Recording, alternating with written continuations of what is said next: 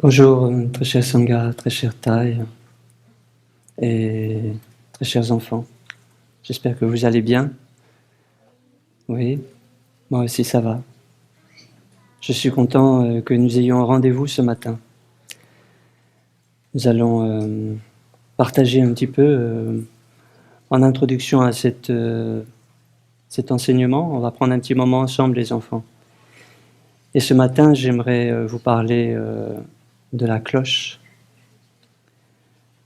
Le grand bol qui est là, qu'on utilise ici au monastère, au village des Pruniers, qu'on utilise dans nos méditations. Et pour rendre ça plus facile, j'ai amené une petite cloche.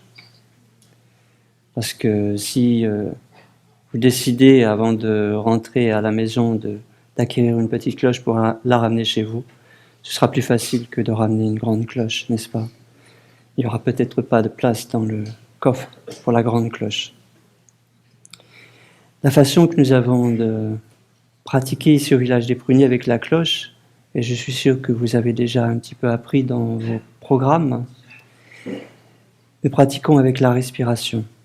Et pour commencer, j'aimerais vous inviter à porter une main, la main droite ou la main gauche, une main sur votre ventre. Si vous voulez bien le faire avec moi, et je vous invite ainsi à être en contact avec le mouvement de votre ventre alors que vous respirez. Est-ce que vous pouvez sentir votre ventre qui se soulève et qui s'abaisse? Vous pouvez fermer les yeux, ça devrait rendre l'expérience plus facile. Tout en fermant les yeux, vous portez votre attention sur votre main qui est sur votre ventre. Et vous accompagnez le mouvement de votre ventre alors que vous respirez. Je pense que vous pouvez sentir votre ventre se soulever, s'abaisser. On considère que le ventre, il se soulève sur l'inspiration et il s'abaisse sur l'expiration. Tout le monde a un ventre, n'est-ce pas? Il est où ton ventre? Il est là? Pour s'assurer que notre ventre est toujours là, on peut porter la main sur son ventre. Et pour s'assurer que la respiration est toujours là, on peut sentir le ventre se lever et s'abaisser.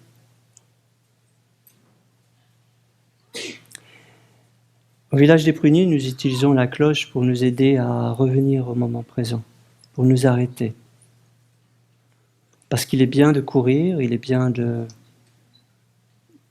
penser à hier, à ce que nous avons fait hier.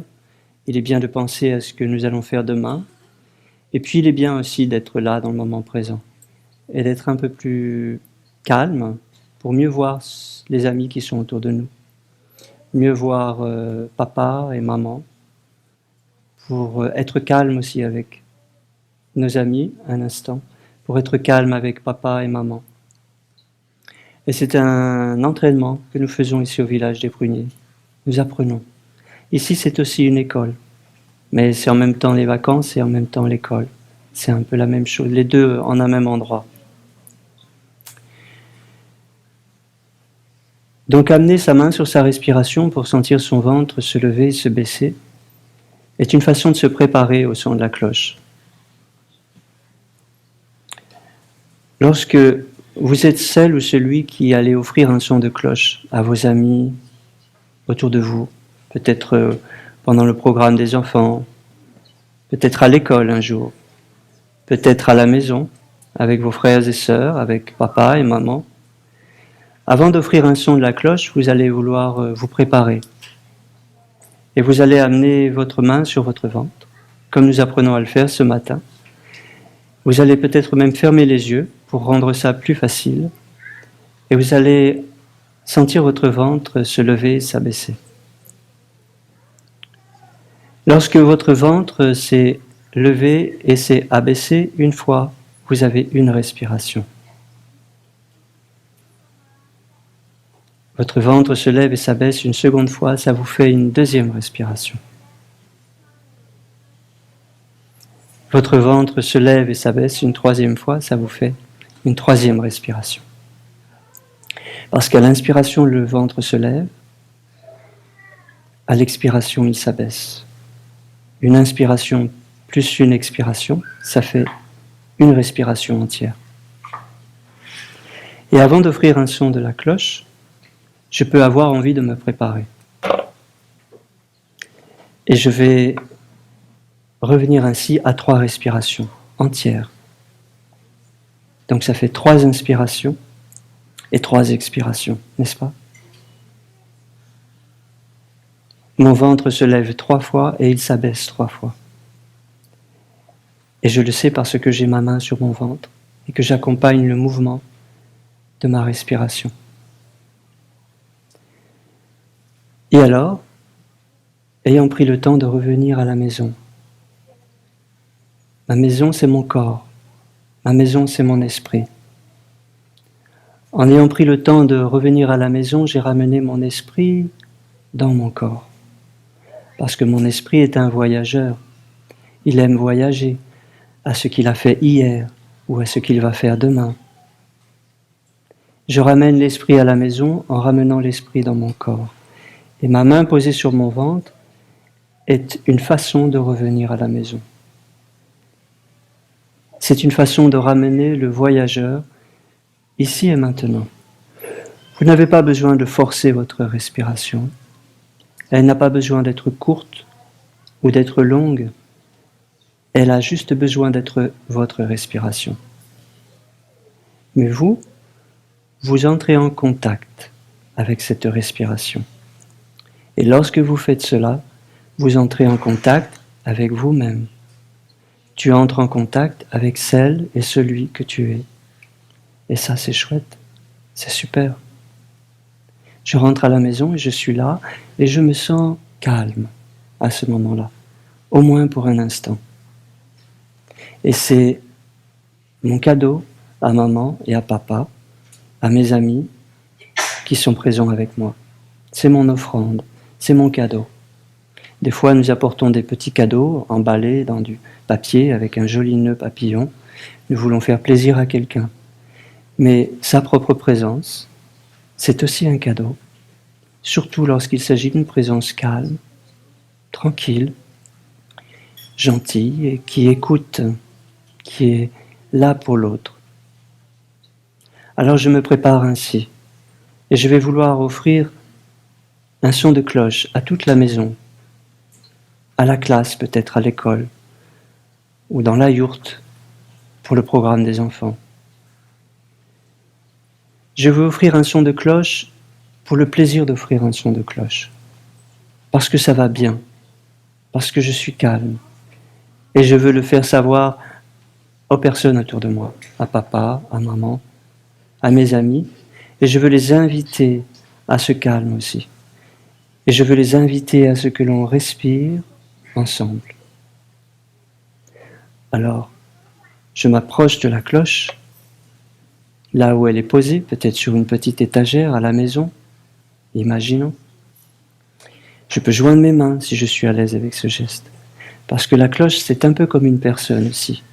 La cloche, c'est un peu comme un ami ou une amie.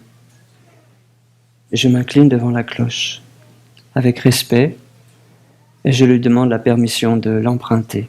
Et je lui demande la permission d'offrir un son de cloche. Est-ce que tu veux bien offrir un son de cloche à moi-même, à papa, à maman, à mes frères et sœurs, à mes amis? Je prends la cloche, et puis je peux la porter sur ma main, sur la paume de ma main, sur mes doigts, tranquillement, et je l'amène devant les yeux pour que tout le monde voit bien la cloche. Parce que non seulement nous aimons entendre la cloche, mais nous aimons aussi voir la cloche. J'ai pris le temps de respirer, je suis prêt, je suis prête. Je prends le petit bâton, nous appelons ce bâton un inviteur. Il va venir inviter la cloche. Dans une main j'ai la cloche, dans l'autre main j'ai l'inviteur. Et je vais rapprocher les deux, parce que c'est ensemble que les deux, ils vont produire la magie du son. Et je vais d'abord solliciter encore une fois la cloche. Et nous aimons dire dans notre tradition ici au village des Pruniers, nous aimons dire que nous venons réveiller la cloche. Elle était sur l'étagère, elle se reposait, elle dormait peut-être. Je suis venu la voir, je l'ai réveillée et je cherche à la réveiller encore une fois. Donc je vais venir coller le bâton sur la cloche, mais de façon à ce que cela fasse un petit son, pour que les autres entendent que la cloche se réveille. Vous avez entendu? Je viens coller le bâton, l'inviteur, sur la cloche. Un peu plus fort peut-être. Je le rapproche du micro, ce sera mieux. Ah, c'est mieux. Je le fais une fois, cela devrait suffire. Parce que la cloche, elle entend très bien. Et ensuite, je vais venir offrir un son de cloche. Je suis toujours calme et je suis toujours avec ma respiration.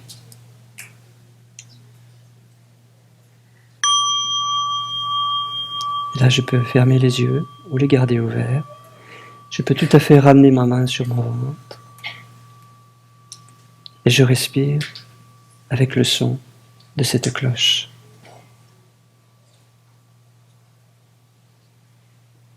C'est très simple comme geste. Mais toute la difficulté, surtout pour les enfants peut-être, c'est de prendre son temps et d'être calme, tout du long, du début jusqu'à la fin. C'est un vrai défi. J'ai la cloche, je l'ai réveillée, et peut-être je vais vouloir, après ce premier son que j'ai offert, offrir un second son de cloche. Pendant le premier son, je suis revenu à ma respiration, n'est-ce pas? Peut-être que tu as posé ta main sur ton ventre et que tu as accompagné le mouvement de ton ventre qui s'est levé sur l'inspiration et qui s'est baissé, abaissé sur l'expiration. Une fois, deux fois, trois fois. Ça veut dire que tu es toujours là. Ton esprit est toujours à la maison, toujours dans ton corps. Et tu veux offrir un autre son, parce que ça fait tellement de bien à tout le monde. Tout le monde a l'air ravi, tout le monde s'est arrêté pour revenir à sa respiration et écouter ce son que tu as offert. Magnifique. Alors, tu veux offrir un autre son. Tu veux faire un autre cadeau.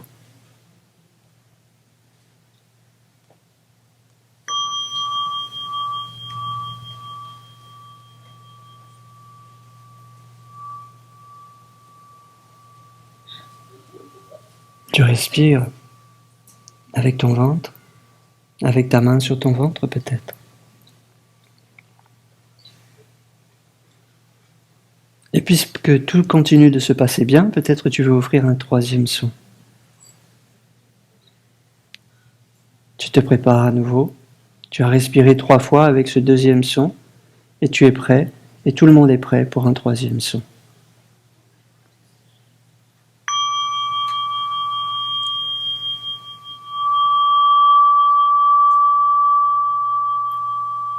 La main sur le ventre, et tu sens ta respiration.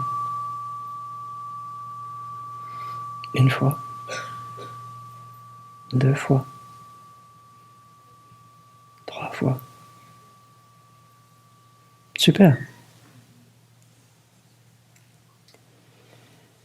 Et qu'est-ce qui se passe quand tu invites un son de cloche et que les autres personnes sont là avec toi, papa, maman, ou tes amis, tes frères et tes sœurs?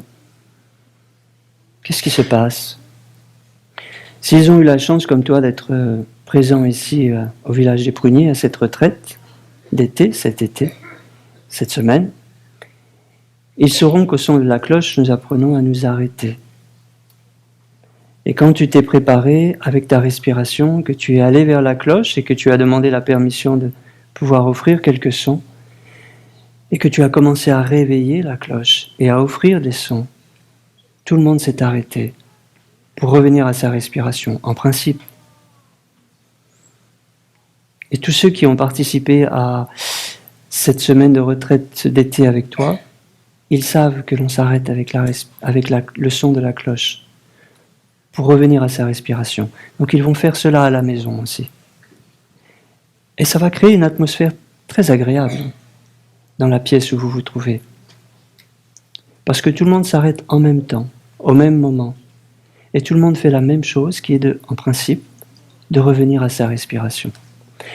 Et si tu veux, tu peux tout à fait inviter papa et maman aussi à mettre leurs mains sur leur ventre, comme toi. Comme ça, vous le faites ensemble. Et vous respirez ainsi. Si vous avez la chance d'avoir une cloche à la maison, vous pouvez de temps en temps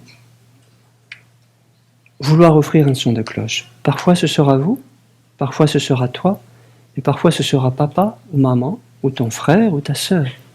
Ou bien même tu pourras inviter quelqu'un de la famille à venir offrir un son de cloche.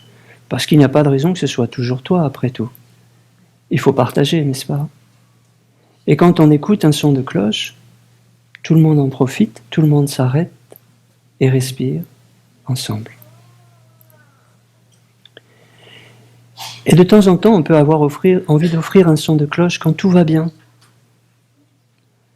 Même si on est déjà calme dans la maison. Et peut-être que c'est un bon moment pour commencer. Quand tout le monde est calme, tout le monde est bien disponible pour respirer ensemble et écouter un son de cloche. Donc, je t'invite et j'invite papa et maman, si vous avez déjà une cloche à la maison, ou si vous envisagez de repartir avec cet instrument du Dharma, cette petite cloche, pour le ramener comme un outil de pratique à la maison, pour pouvoir s'entraîner ensemble à s'arrêter, à respirer, pour ramener le voyageur à la maison, je vous invite à le faire dans des moments où ça va bien, où il y a déjà du calme et de l'harmonie ensemble, pour se faire plaisir et pour amener la pratique dans la maison, dans la famille, au quotidien.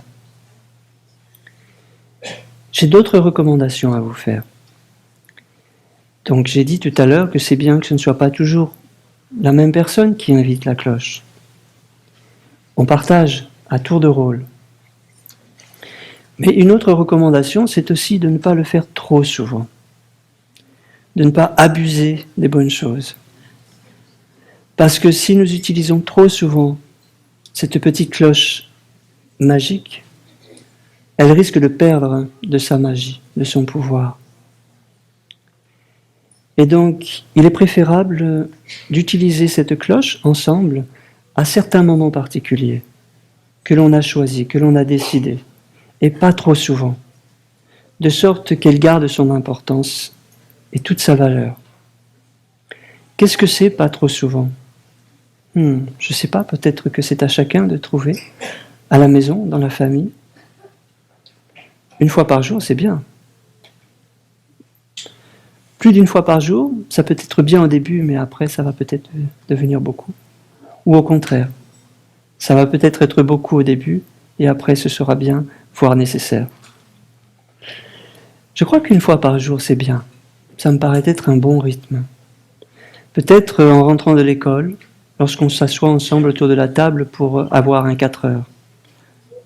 Prendre un chocolat chaud, manger des biscuits peut-être. Avant de faire ça, on aura préparé le 4 heures, ou maman aura préparé le 4 heures, et ce sera notre rendez-vous avec la cloche. Et tout le monde est au courant, puisqu'on a pris cette décision ensemble, dans la famille, de façon démocratique. Alors le moment venu, quand le 4 heures sur la table est prêt, avant de commencer à manger, on revient à sa respiration tous ensemble. Parce que tous ensemble, en pratiquant ainsi, on se soutient. On ramène sa main sur son ventre, on respire 3 fois, on va vers la cloche et on va offrir ainsi d'abord réveiller la cloche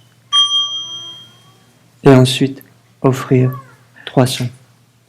En prenant notre temps, en respirant avec chaque son de cloche. 3 respirations pour chaque son de cloche. Et on écoute. Non seulement on écoute le son de la cloche, mais on écoute aussi notre présence ensemble, et le calme et l'harmonie qui s'installent. Alors peut-être qu'avant le 4 heures, c'est un bon moment, ou peut-être vous trouverez d'autres bons moments, peut-être plutôt avant le dîner, ou avant d'aller se coucher, ou peut-être le week-end, lorsqu'on est vraiment bien tous réunis et qu'on a plus de temps à passer ensemble, on est plus disponible. Par exemple, le dimanche avant le repas de midi peut-être. Vous trouverez. J'utilisons cette cloche à la maison, mais vous pourrez aussi utiliser ces moments d'arrêt et de retour à votre respiration, bien des fois à la maison ou en dehors de la maison. Chaque fois que vous entendrez les sons de l'église, le clocher de l'église sonner, vous pourrez revenir à votre respiration si vous voulez. À l'école, lorsque vous entendrez la sonnerie pour aller en classe ou au contraire pour annoncer la récréation ou le repas, vous pourrez revenir à votre respiration de temps en temps. Et ça, c'est un petit truc en plus que vous aurez, que vos copains et vos copines à l'école peut-être ne connaissent pas, mais vous pourrez le leur enseigner. Vous pourrez leur expliquer l'art et la manière de revenir à sa respiration, de ramener le voyageur à la maison. D'accord ? Je pense que vous allez avoir l'occasion de pratiquer avec la petite cloche, peut-être même avec une plus grande cloche dans vos programmes d'enfants. Et nous allons ensemble continuer à respirer dans une grande respiration collective. Merci. Les enfants, au prochain son de la petite cloche, vous pourrez vous lever et je vous invite à vous tourner devant tous les parents qui sont là, tous les adultes qui sont là, et vous incliner, et ensuite vous pourrez sortir tranquillement pour rejoindre vos programmes d'enfants. Ça marche ? Ouais.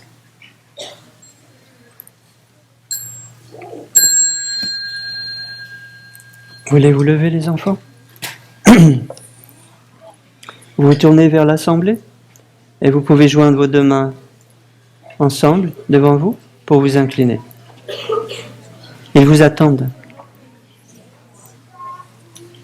Encore un son et on s'incline ? Super.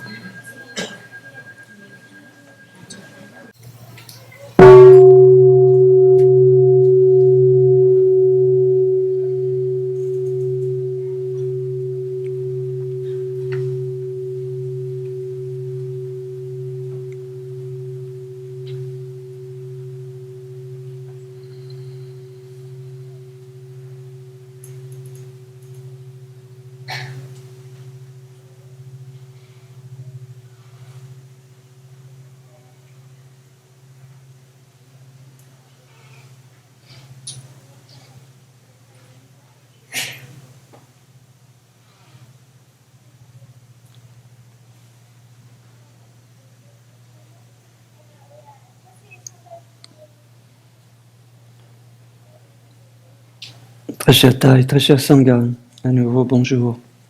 Nous sommes le lundi 9 juillet 2018, nous sommes au hameau Nouveau Village des Pruniers, dans la salle de méditation de la pleine lune. Et nous sommes réunis pour notre deuxième enseignement de cette première semaine de retraite d'été. Un enseignement qui fait suite à celui que nous avons écouté hier, offert par Sir Chanduk, au hameau du Bas. Le thème de nos enseignements cette semaine, la proposition qui est offerte, c'est de prendre soin de son corps et de son esprit. C'est le thème pour cette semaine. Chaque semaine, un thème d'enseignement est attribué et proposé. Et c'est notre thème cette semaine, prendre soin de notre corps et de notre esprit, et notamment aborder les exercices proposés dans le Sutra de l'Anapanasati, les 16 exercices à la respiration consciente. L'attention portée à la respiration, et Sœur Annabelle hier nous a présenté les 8 premiers exercices de l'attention à la respiration. Nous allons continuer aujourd'hui avec 2 aspects principaux pour l'enseignement, la diligence et les 4 attentions à la respiration qui suivent, les numéros 9 à 13. 13 ou 12 13. 12. 9 et 4, 12. Ici, au village des Pruniers, nous entraînons à la pleine conscience. N'est-ce pas? La pleine conscience, pour nous, c'est la possibilité d'être là avec ce qui se passe, avec tout ce qui se passe. C'est très vaste. On peut être là avec d'innombrables choses, à l'intérieur, à l'extérieur. On peut être là avec notre respiration, par exemple. Et on appelle cela la pleine conscience de la respiration. Donc, comme nous avons vu avec les enfants, nous ramenons le voyageur qu'est l'esprit à la maison. Et nous le ramenons sur notre respiration. Nous suivons, nous accompagnons notre respiration comme l'enseignement nous le proposait hier. J'inspire et je suis conscient de mon inspiration. J'accompagne mon inspiration. J'expire, je suis conscient de mon expiration. J'accompagne mon expiration. Et c'est comme ça que je peux être conscient de ce qui se passe pour moi. La pleine conscience développée au quotidien, développée dans notre vie, nous aide à mieux comprendre ce qui se passe. Tout simplement parce qu'on est plus en contact avec la vie qui est là, pour nous, au-dedans de nous, autour de nous. Donc la pleine conscience nous aide à être en contact avec ce qui est là.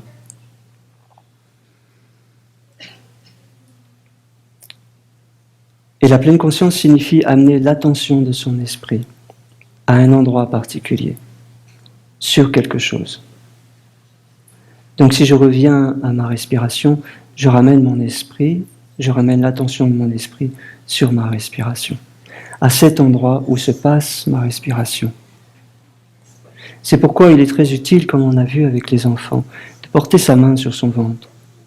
Du coup, nous amenons aussi notre attention sur notre ventre, sur notre main.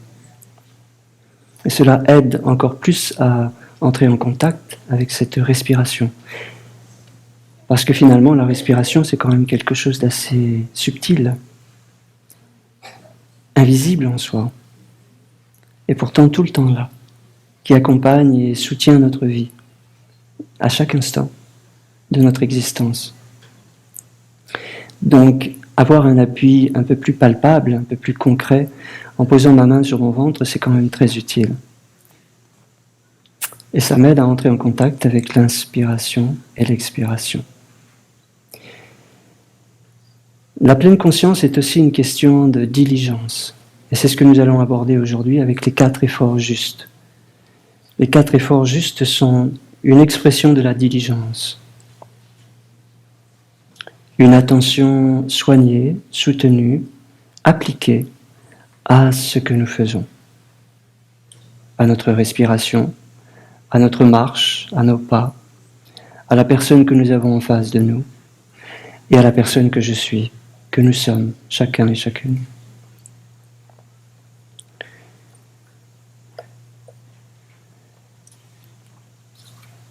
Les 4 efforts justes font partie de ce que nous appelons dans le bouddhisme le noble octuple sentier.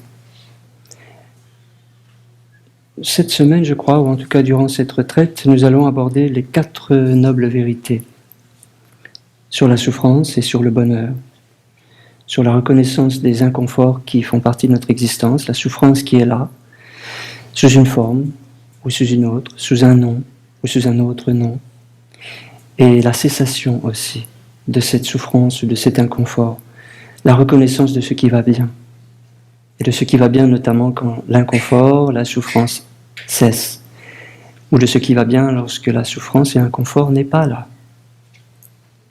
Et nous avons un chemin que nous appelons le noble octuple chemin, donc un chemin à 8 branches, qui est le chemin à suivre pour s'acheminer avec stabilité sur un chemin de bonheur, sur un chemin de cessation de souffrance, autant que possible. Et ce noble octuple sentier est un chemin de conduite éthique, est une ligne de conduite, une façon de se tenir debout sur terre et d'avancer dans sa vie.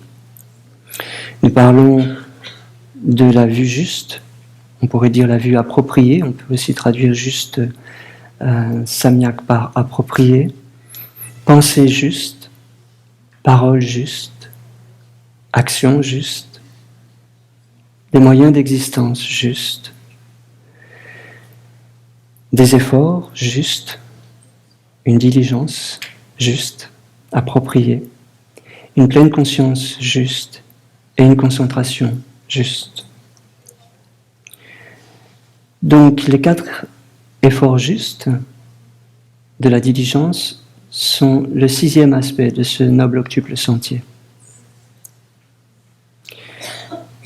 Je vais vous les présenter. Ce sera plus clair si je les écris au tableau.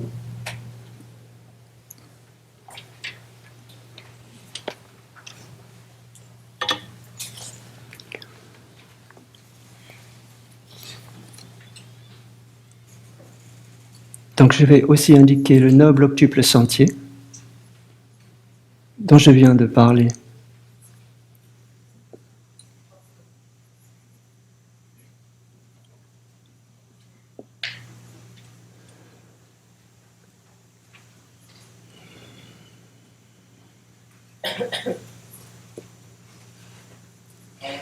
Vue juste, pensée juste, intention juste,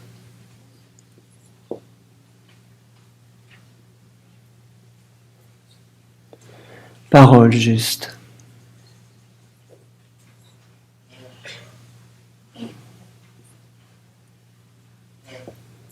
action juste,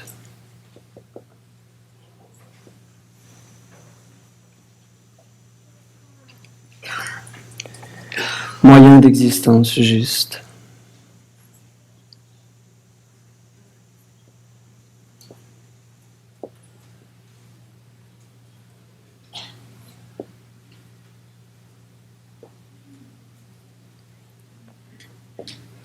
effort juste,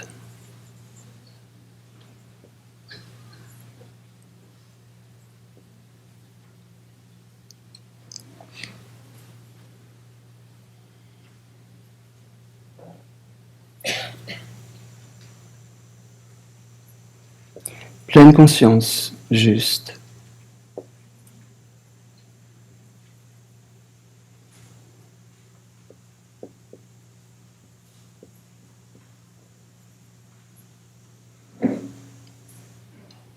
et concentration juste.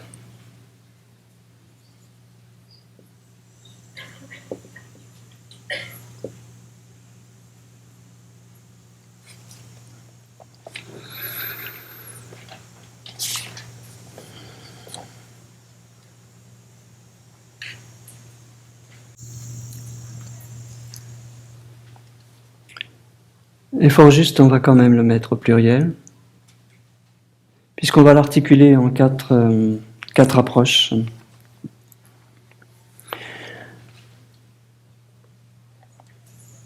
Mais avant de détailler ces approches, il est peut-être très utile d'aborder la conscience, comme nous avons l'habitude de le faire ici au village des Pruniers. Avec l'enseignement de Thaï, nous aimons décrire la conscience avec plusieurs domaines, plusieurs formes d'expression, plusieurs niveaux, on pourrait dire. Je ne suis pas très doué pour les cercles, mais ça va, c'est un cercle. Nous avons ici ce que nous appelons la conscience du tréfonds.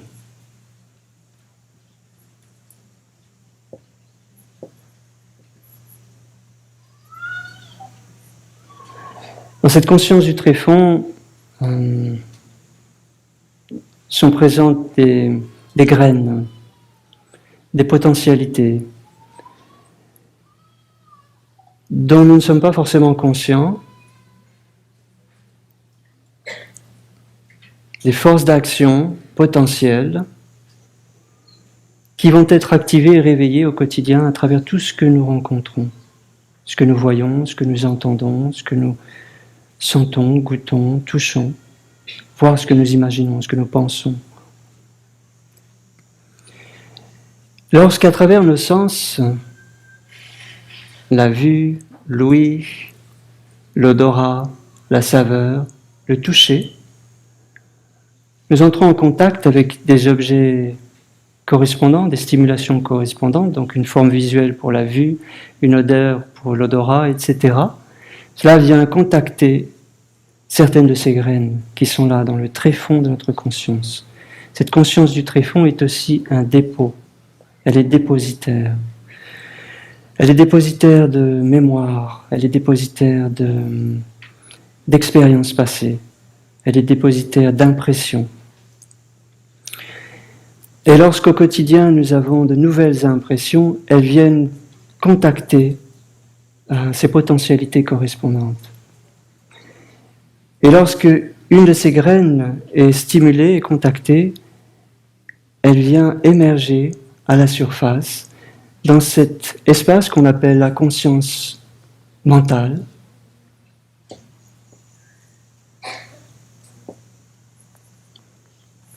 qui est cette conscience que l'on reconnaît au quotidien, celle avec laquelle on fonctionne au quotidien, à travers nos interactions, à travers ce que nous rencontrons. Et lorsqu'une des graines est stimulée, elle vient manifester quelque chose. Si ce que j'ai vu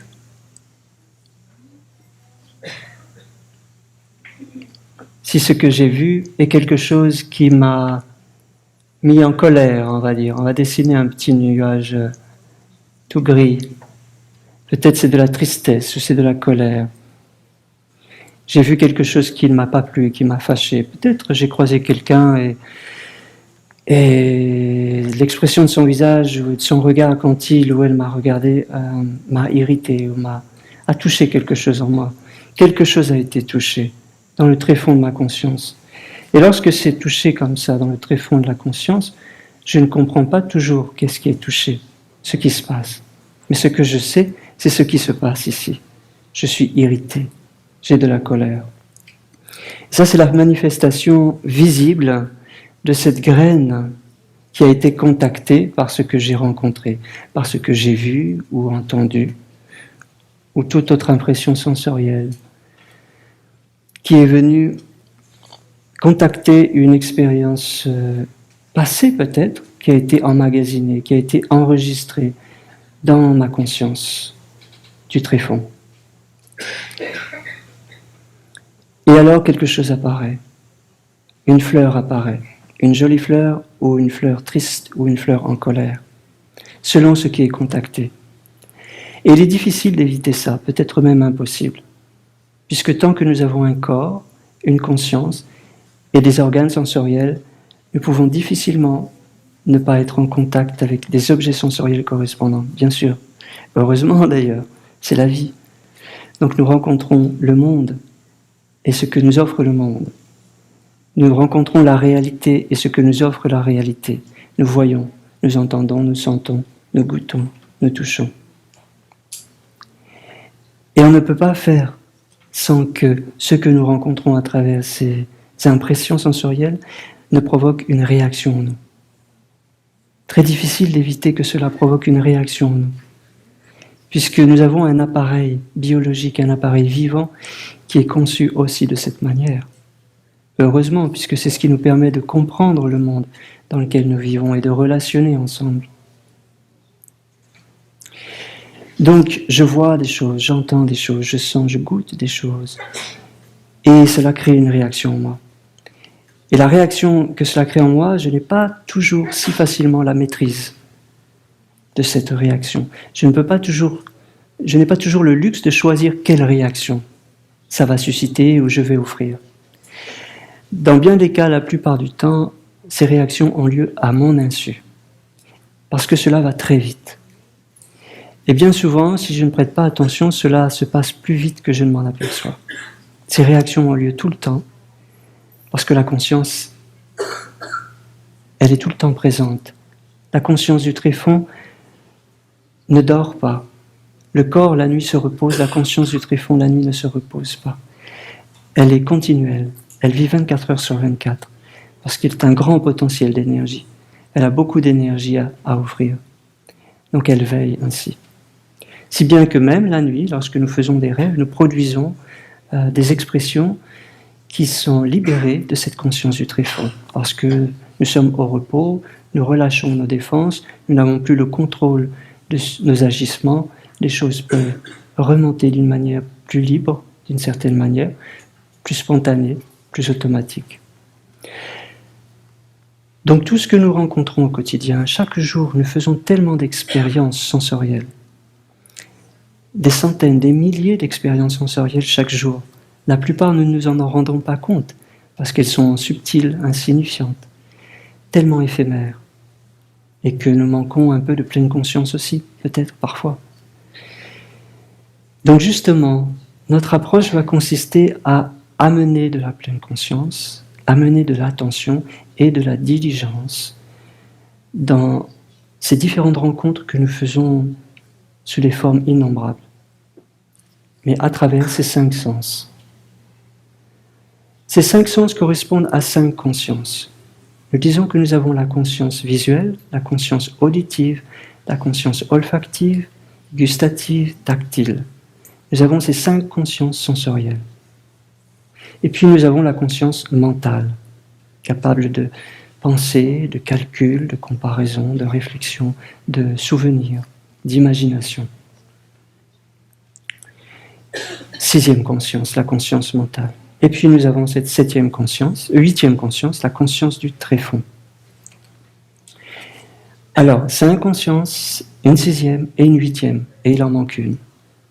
C'est la numéro 7. La 7e conscience qu'on appelle Manas. Donc je ne vais pas parler beaucoup aujourd'hui parce que ce n'est pas le sujet, mais qui concerne quand même notre thème. Manas, c'est cette conscience intermédiaire qui aime être témoin de ce qui se passe lorsque les graines sont contactées et qu'elles remontent à la surface. Et Manas, il est là, ou elle est là, pour voir ce qui se passe et contempler dans le miroir de la conscience mentale ces manifestations, ces formes, ces réactions en nous. Ces réactions qu'on appelle des formations mentales, agréables ou désagréables,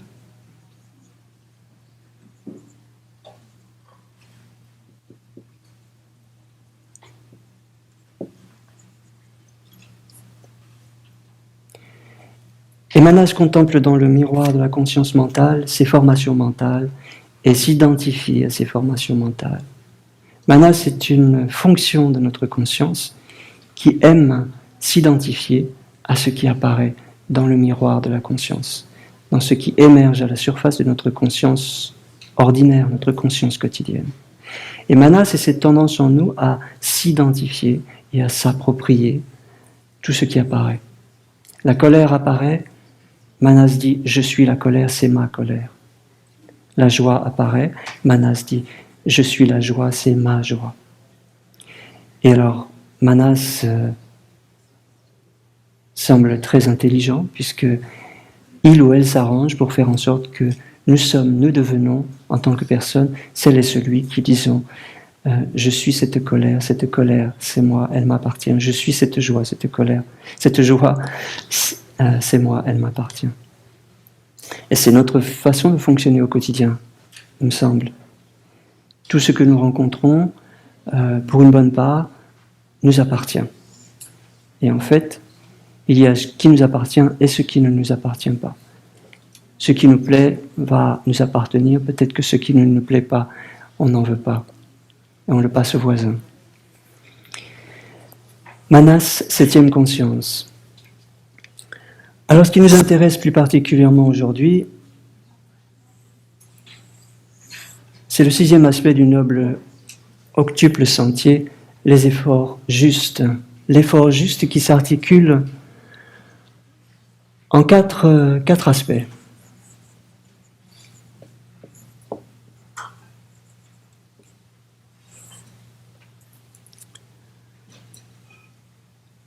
Ces aspects ont à voir avec ces graines présentes dans notre conscience du tréfonds et les manifestations qu'elles génèrent, qu'elles libèrent à la conscience, dans la conscience mentale.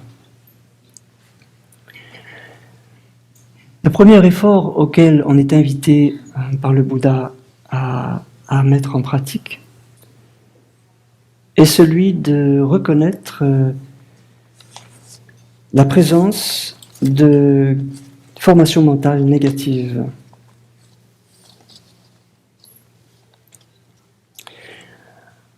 Nous savons par expérience que nous avons des formations mentales désagréables. Et nous savons par expérience que nous avons des formations mentales agréables. Et nous savons que la colère, la tristesse, la jalousie, le doute, la peur, toutes ces émotions, toutes ces impressions, toutes ces formations mentales peuvent nous rendre la vie difficile au quotidien. Alors nous allons œuvrer à cultiver le jardin de notre conscience. Et la conscience mentale est aussi le jardin de notre conscience, où apparaissent ces fleurs, ces formations mentales. Nous allons faire en sorte de ne pas laisser émerger les formations mentales négatives, les fleurs dont on ne veut pas dans son jardin. Donc, on va exprimer ça de cette manière. Éviter l'émergence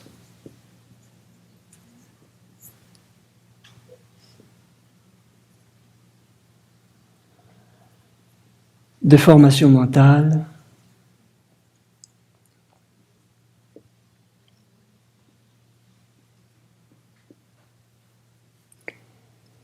non bénéfiques, on va dire.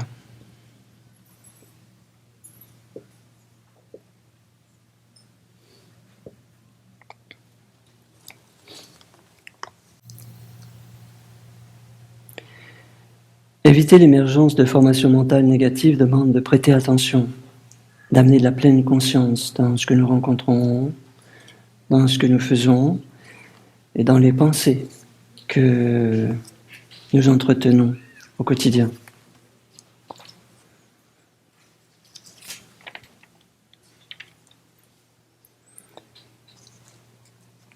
Éviter l'émergence de formations mentales signifie aussi éviter d'arroser donc tout ce qui va susciter des interactions désagréables pour nous et qui nous sera difficile de gérer ensuite.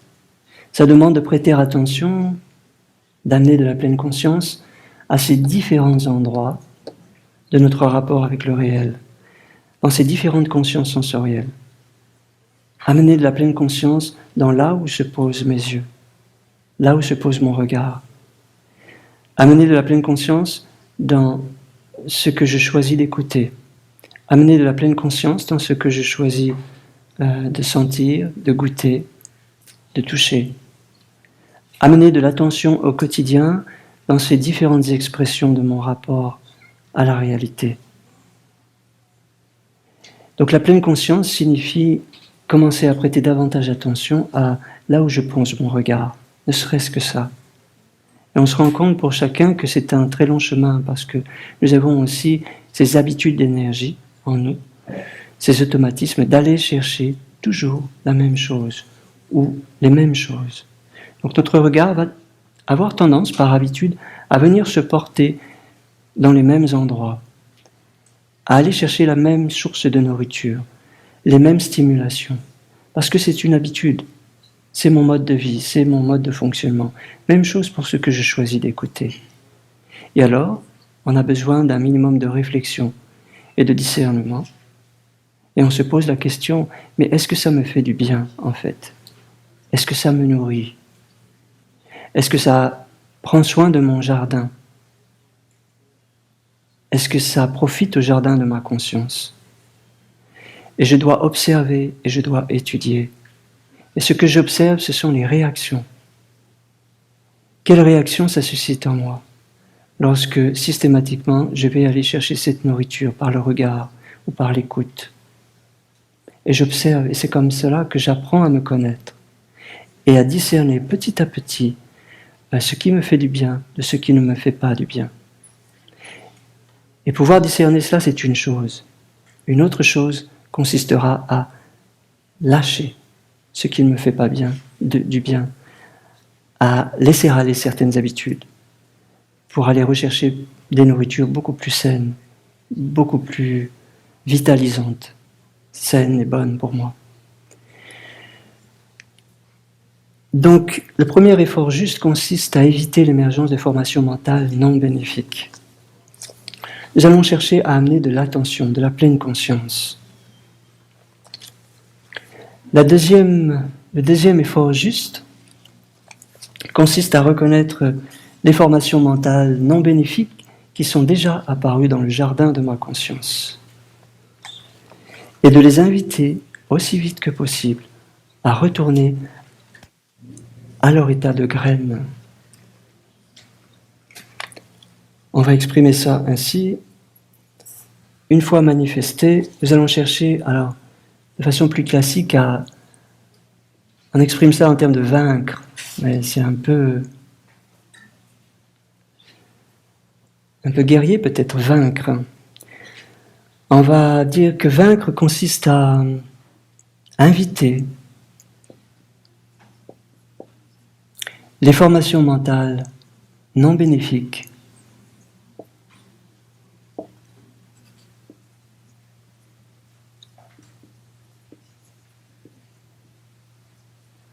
à retourner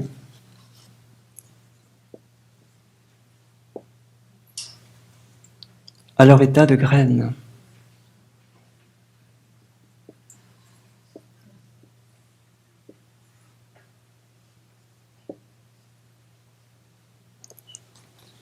Et pour nous aider à faire cela, nous allons utiliser là aussi notre pleine conscience et notre concentration. Nous devons être vraiment là pour ce qui se passe. Nous devons vraiment reconnaître la formation mentale non bénéfique, quelle qu'elle soit, une contrariété.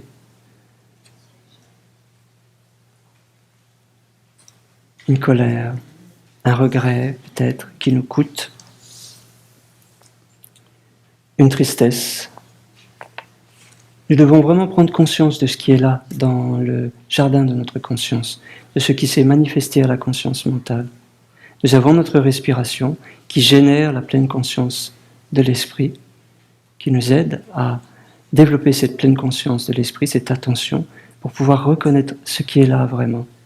On s'entraîne avec la respiration, on s'entraîne avec ses pas, et petit à petit on s'entraîne aussi avec son esprit, à reconnaître tout ce qui apparaît à son esprit. Et nous allons maintenir notre attention, notre pleine conscience, qui va devenir plus stable, qui va devenir concentration. Nous allons maintenir cette attention sur la reconnaissance de cette formation mentale négative. Et cette attention soutenue nous permet avec concentration de regarder profondément dans cette formation mentale. Et notre façon de l'approcher aussi consiste avec cette attention à embrasser cette formation mentale. C'est ce que nous avons déjà commencé à faire.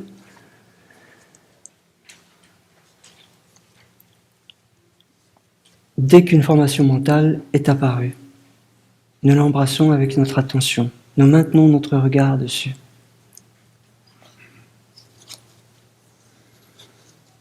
Et cette attention maintenue, ce regard sur ces contrariétés, sur une colère, sur une peur,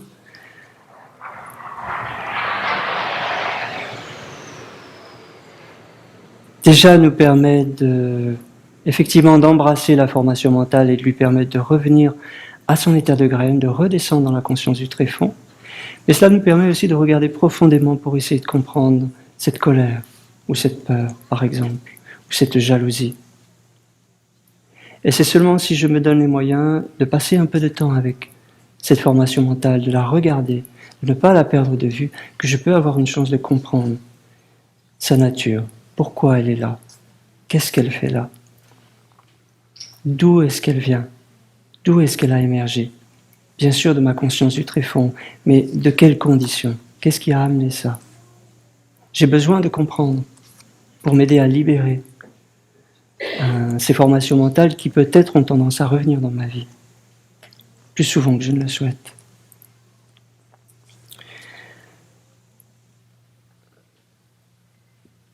Troisième aspect de l'effort juste, nous allons chercher à cultiver et développer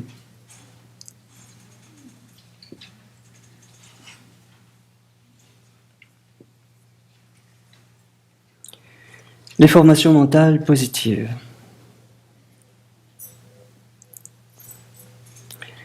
Les états mentaux positifs non manifestés.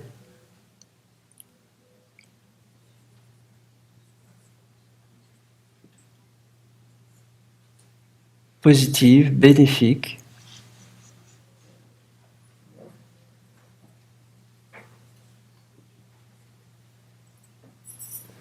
Non encore apparus. Non manifestés dans la conscience mentale. Alors nous allons là aussi nous servir évidemment de nos consciences sensorielles. Et cette fois-ci, nous allons, peut-être plus que jamais encore, renforcer cette attention que nous amenons à ce que nous choisissons de regarder, d'écouter, ce à quoi nous choisissons de prêter attention.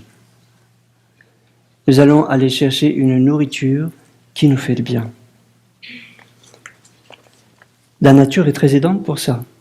La nature regorge de formes, d'opportunités de se nourrir positivement. Il suffit de contempler les fleurs, les arbres, de prendre le temps en temps de regarder le ciel et les nuages, de s'arrêter auprès d'un étang et d'admirer la fleur de lotus qui est là, et de prendre le temps de regarder aussi les gens autour de soi. Parce qu'avec la nature, la végétation, les animaux, c'est facile. Mais prenons le temps aussi de nous arrêter et de contempler les autres autour de nous. Peut-être ici au village des Pruniers, c'est un bon contexte pour s'entraîner à ça. Non plus regarder les autres, peut-être comme on a parfois l'habitude de regarder, avec des pensées. Peut-être on a un commentaire, on a un jugement. Est-ce que je le connais? Est-ce que je ne la connais pas? Comment elle est habillée? Ou ceci ou cela, j'en sais rien. On est tous traversés dans notre existence par des pensées, par des commentaires. Et on peut s'entraîner à simplement contempler, regarder les autres personnes à ses côtés, autour de soi. Lorsque vous participez à un partage sur le Dharma, par exemple. Et comment allons-nous faire cela sans partir dans nos pensées et nos commentaires? La seule façon de vous garantir que vous y arrivez effectivement, c'est d'être avec votre respiration. Parce que lorsque vous amenez votre attention dans votre respiration, votre esprit n'est pas en train de penser, il est en train de respirer. Un esprit qui respire est un esprit qui ne pense pas. S'il pense, il ne respire pas, il pense. Le corps respire, mais l'esprit pense. Mais lorsque l'esprit vient rejoindre le corps dans la respiration, les pensées disparaissent. Et là, je suis à un bon endroit, dans un bon espace, pour effectivement contempler la vie autour de moi. La nature, les arbres, les fleurs, les nuages, les animaux, les humains. Et c'est vraiment très agréable et très reposant de respirer tranquillement de permettre à l'esprit lui aussi de respirer et d'apprécier la présence des autres, juste pour ce qu'elle est cette présence. Et ça, c'est une excellente façon de se rapprocher de la vie et de nourrir un certain rapport à la vie, de nourrir une relation au vivant, à travers la nature, à travers les humains qui sont aussi la nature. Et qu'est-ce que c'est reposant pour l'esprit? Ne pas avoir à tout le temps commenter, juger, comparer. Donc, contempler de cette manière est une excellente façon de se nourrir d'impressions bénéfiques et positives par le regard, par une oreille qui vraiment écoute le chant de l'oiseau, par exemple, un visage qui vraiment laisse le vent souffler, ressent le contact de la brise du vent sur soi, la présence des autres. Donc nous avons besoin au quotidien de nourrir et cultiver ces impressions positives un maximum. Et on peut se demander pourquoi ça arrive en troisième lieu. Peut-être qu'il faudrait commencer par ça, pour pouvoir mieux s'occuper des formations mentales négatives qui émergent après. Et le quatrième aspect de l'effort juste, c'est maintenir et préserver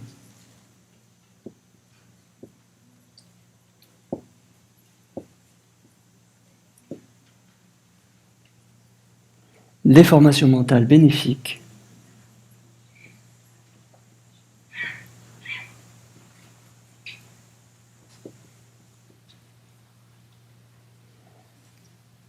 apparues, manifestées dans le jardin de notre conscience.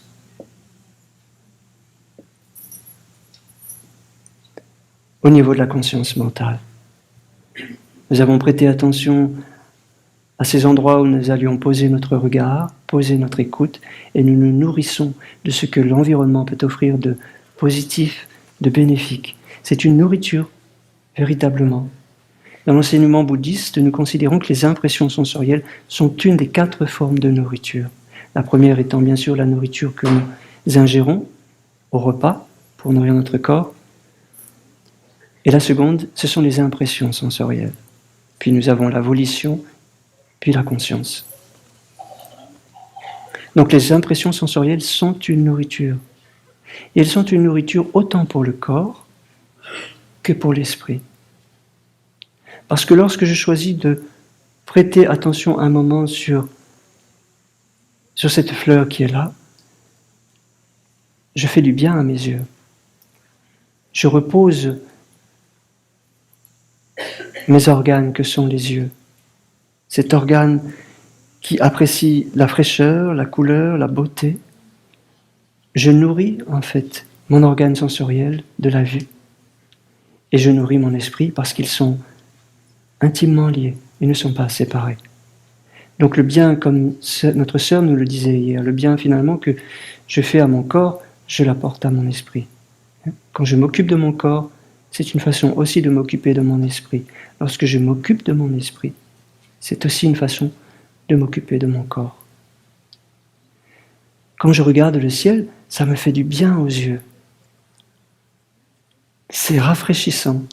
Il y a beaucoup d'espace. Et les nuages, dans leurs formes diverses et variées, sont vraiment sympas à regarder. Ils sont beaux, même lorsque ce sont des nuages gris. Et la vie regorge en fait de nourriture positive et bénéfique. Et si nous ne faisons rien, eh bien nous allons être un petit peu soumis aux aléas de nos interactions, de nos rencontres et des impressions qui se manifesteront au quotidien sans que nous y prêtions beaucoup attention. Nous serons victimes un petit peu d'un manque d'attention. Et bien sûr, parfois il y aura des impressions sensorielles bénéfiques, mais parfois il y aura aussi des impressions sensorielles non bénéfiques. Parce que nous ne nous occupons pas de notre vie, de notre conscience et du jardin de notre conscience.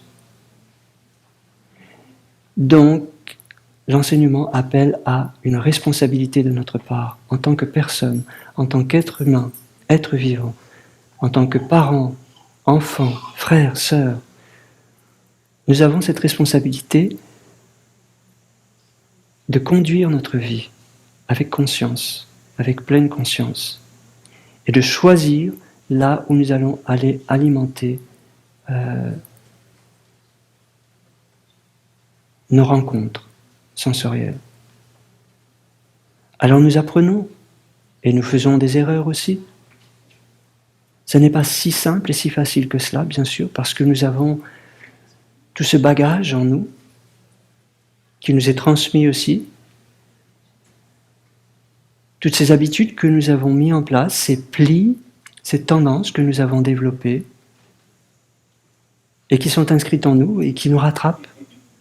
Nous avons tous de l'avidité, nous avons tous de la colère, de l'aversion, du mépris, même sous des formes subtiles. Et nous avons tous de l'ignorance. Nous sommes tous convaincus parfois de certaines choses, certaines vérités, convaincus de nos idées, nous avons notre façon de penser, nos façons de voir, et nous en sommes convaincus, et il n'y a pas beaucoup de modération dans ces certitudes-là. C'est une forme d'ignorance, l'attachement à ces idées. Donc bien sûr, nous sommes amenés à rencontrer des formations mentales non bénéfiques. Peut-être que ce n'est pas ça le problème en fait. La question c'est qu'est-ce que je vais faire quand ces formations mentales négatives émergent à la conscience? Et qu'est-ce que je fais lorsque des formations mentales positives, des impressions positives, bénéfiques, émergent à la conscience dans mon quotidien, dans mon champ de conscience, dans mon champ d'expérience? Lorsque les formations mentales bénéfiques se manifestent à la conscience, le quatrième effort juste consiste à les garder le plus longtemps possible, à s'en nourrir, à s'en délecter, on pourrait dire. Vous voulez qu'elles restent parce qu'elles créent un sentiment de bien-être dans votre tête, dans votre être, dans votre corps. Donc vous alimentez cette impression sensorielle positive, bénéfique. Vous alimentez, vous maintenez et préservez cette formation mentale positive, heureuse. Il y a de la joie, prenez conscience qu'il y a de la joie. Et le simple fait de prendre conscience qu'il y a de la joie augmente la joie. Je suis conscient qu'il y a de la joie, je respire et je me nourris de cette joie encore pour quelque temps, car elle va s'en aller comme toute chose, tout étant impermanent.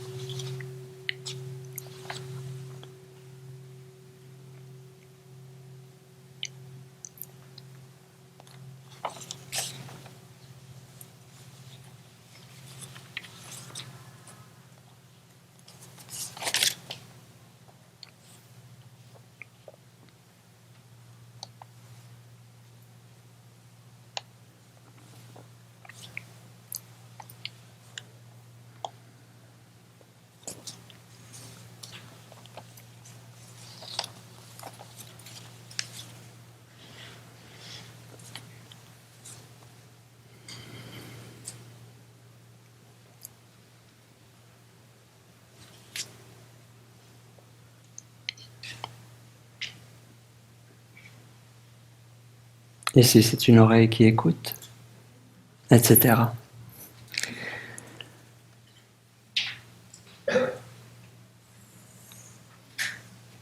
Ces 4 efforts justes, cette pratique de la diligence, nous venons de le voir, elle a complètement à voir avec l'attention que nous portons, là où nous amenons notre pleine conscience, pour prendre soin de ce que nous appelons ce matin le jardin de notre conscience.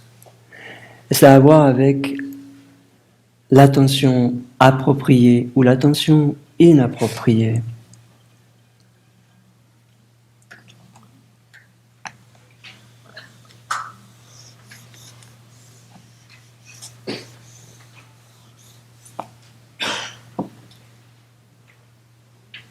Il y a un joli nom en sanskrit, Yoniso Manaskara.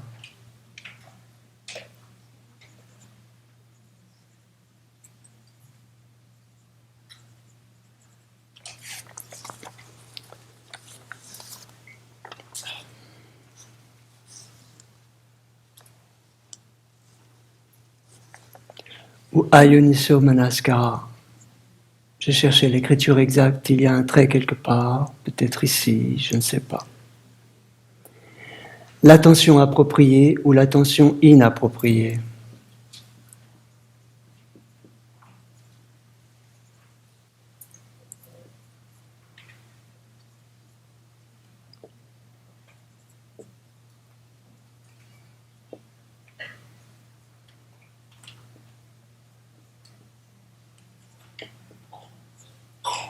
Yoniso Manaskara, l'attention appropriée. Ayoniso Manaskara, l'attention inappropriée. Donc c'est ce que nous voulons d'expliquer. Tout va dépendre de notre pleine conscience et de notre concentration. Parce que si nous n'avons pas de pleine conscience ou de concentration, il n'empêche que nous faisons des rencontres, que nous sommes en contact avec le monde et que des réactions apparaissent en nous. Ça suscite des réactions. Que nous en soyons conscients ou non, nous réagissons à notre environnement comme notre environnement réagit à nous, à qui nous sommes. Nous nous influençons et nous nous alimentons, nous nous nourrissons mutuellement. Nous allons aborder un aspect de la pratique qui est lié et qui va nous amener dans les 4 respirations, les 4 attentions à la respiration qui suivent celles abordées hier. Numéro 9 à 12.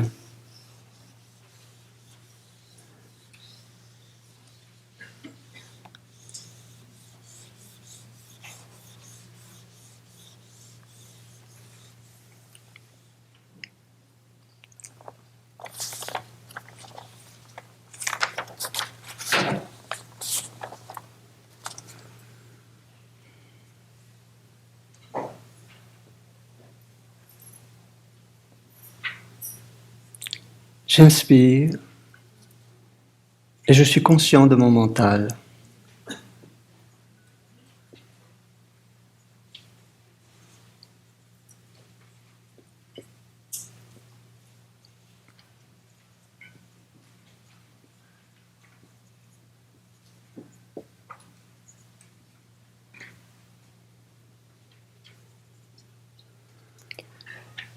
Pardon, j'expire.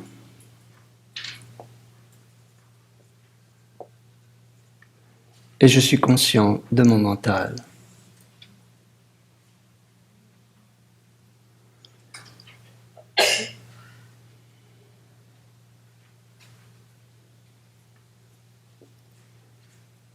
J'inspire.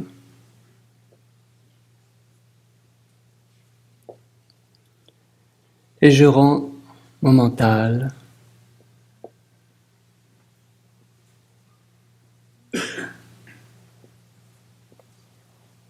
heureux.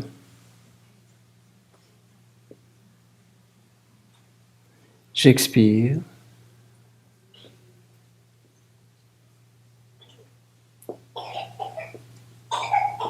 Et je rends mon mental heureux.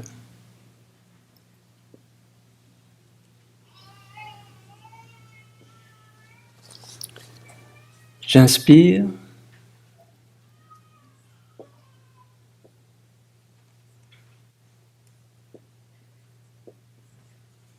Et je concentre mon esprit.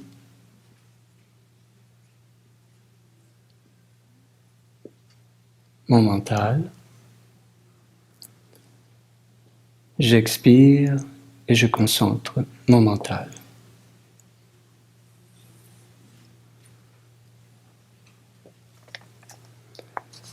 J'inspire.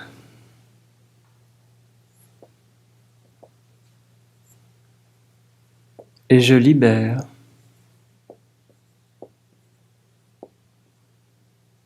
mon mental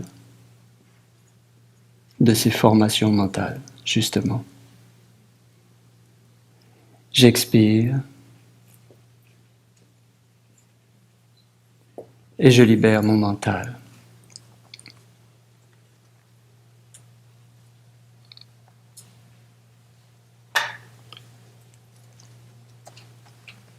Donc être conscient de ce mental, ça veut dire être là. C'est ce que nous pratiquons ensemble. Revenir à ma respiration et revenir à mes pas me permet de revenir à mon esprit et de comprendre ce qui se passe. Avec la pleine conscience, j'apprends à être conscient de ce que je vois et entends. Et avec plus de pleine conscience et de concentration, je commence à prêter attention aux réactions qui se lèvent en fonction de ce que je vois et j'entends, sens, goûte et touche.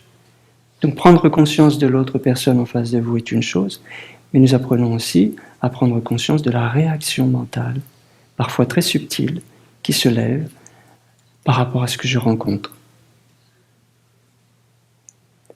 Je prends conscience de mon mental, je suis présent et j'embrasse mon mental avec ma pleine conscience. En inspirant et en expirant. Cela se fait avec la respiration.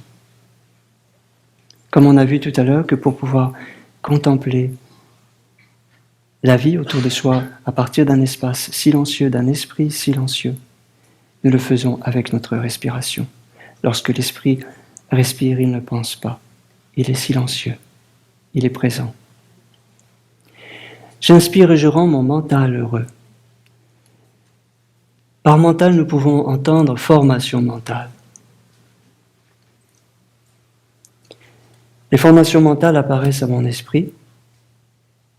Je les reconnais. J'en suis conscient. Et je choisis de les nourrir de façon heureuse. Donc, si ce sont des formations mentales négatives qui sont apparues, je fais en sorte qu'elles reviennent là, qu'elles retournent là d'où elles viennent, à leur état de graine. Et je fais en sorte que les formations mentales négatives, les graines négatives ne soient pas contactées et que les formations négatives n'émergent pas. C'est la pratique de la diligence, des 4 efforts justes. Et lorsque les formations mentales sont positives, je les alimente. Donc on voit que c'est tout à fait relié à ce que nous avons abordé, particulièrement ce 10e aspect, qui est de prendre soin des formations mentales positives, de les nourrir, de s'en nourrir. Alors vivre dans un environnement comme ici, c'est déjà plus facile. Maintenant, il faut mettre en place des stratégies dans votre quotidien et surtout beaucoup de discernement pour reconnaître en fait les éléments positifs qui sont déjà là. Ce n'est pas parce que je ne vois pas les choses bénéfiques et positives ou je n'entends pas les choses positives et bénéfiques qu'elles ne sont pas là. Et peut-être qu'il faut que je change le programme de ma radio. Si j'écoute une radio qui me donne des choses que négatives, il faut que je change le programme et que j'aille chercher le programme qui va rééquilibrer un peu. Pour qu'il y ait un peu de positif et un peu de négatif peut-être, un peu les deux. Beaucoup de positif, un peu de négatif. Donc les conditions favorables sont déjà là dans notre quotidien, malgré ce qu'on en dit peut-être.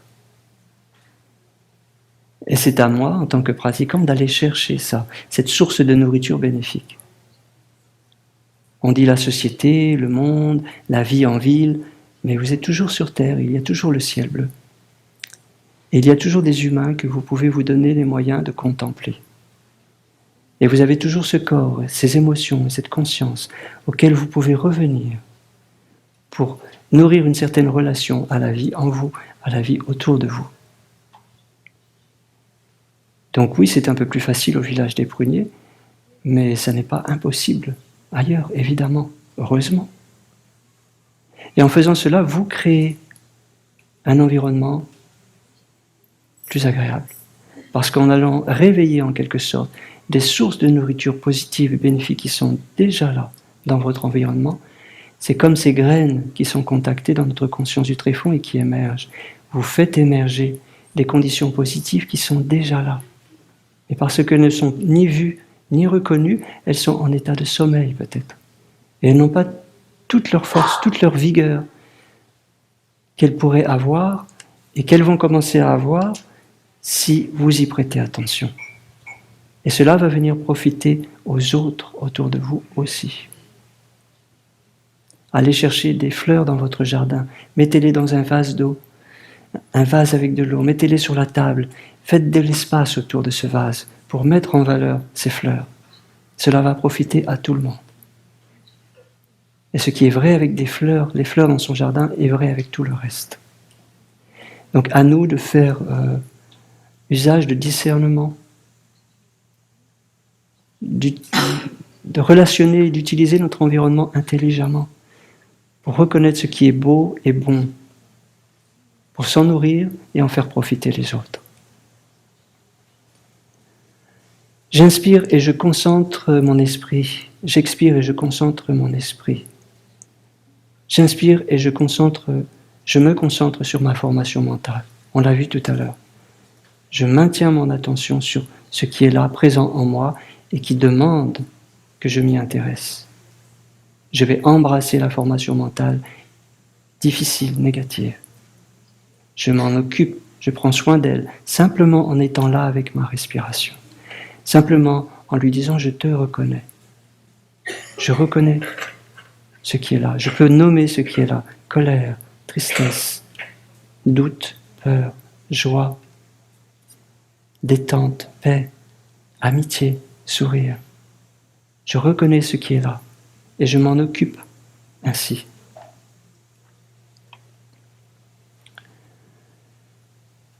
Donc nous avons besoin de concentration pour pouvoir parvenir notamment à libérer notre mental, libérer nos formations mentales.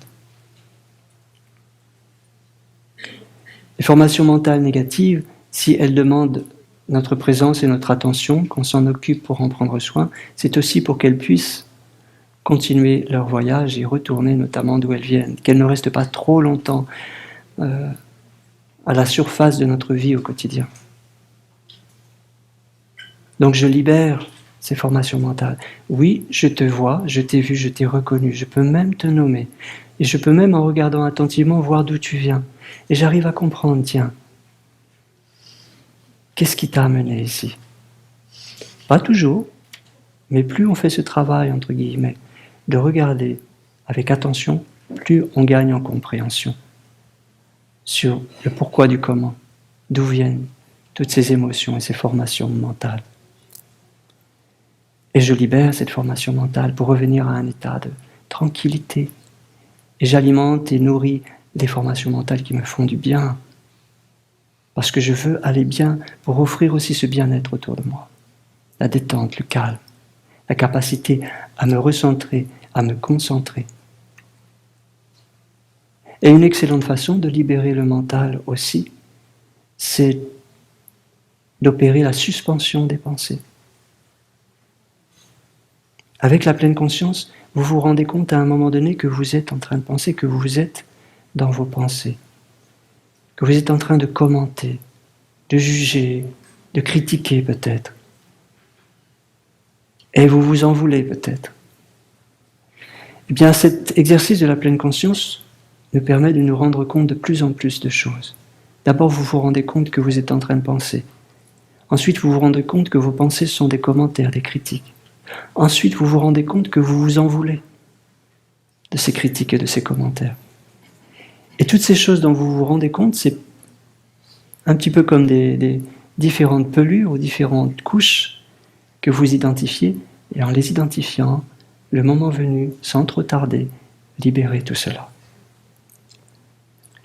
Une formation mentale, la pensée. Une formation mentale, la critique. Une formation mentale, je m'en veux. Parce que sans vouloir, c'est aussi une formation mentale qui apparaît à ce moment-là. Libérez ça. Et vous pouvez le faire parce que vous reconnaissez la formation mentale pour ce qu'elle est. Une formation mentale. Rien d'autre. La colère, c'est la colère. Ça n'est rien d'autre que de la colère. Vous pouvez lâcher ça. Vous n'êtes pas obligé de vous accrocher à votre colère. Vous n'êtes pas obligé de vous identifier à votre colère. Et vous pouvez choisir, grâce à cette pleine conscience qui vous permet de reconnaître ce qui apparaît, vous pouvez choisir de suspendre les pensées. Que se passe-t-il lorsque vous opérez cette suspension des pensées? Ben vous êtes là, puisque vous choisissez de suspendre ces pensées. C'est un petit peu comme si vous les teniez par la manche. Et viens là, toi. Je te mets de côté pour un moment. Que reste-t-il alors? Rien. Ou plutôt aussi, justement, le silence, la présence, qui vous permet de voir très clairement ce qui se passe en vous et autour de vous. Parce que vous êtes silencieux et tout tranquille. Vous n'êtes pas agité dans tous les sens, avec toutes vos émotions et toutes vos impressions et formations mentales. Vous êtes là. Vous suspendez vos pensées. Vous revenez à une respiration pleine, vivante. Tout devient clair et simple. Pourquoi ne pas faire ça plus souvent? Voilà.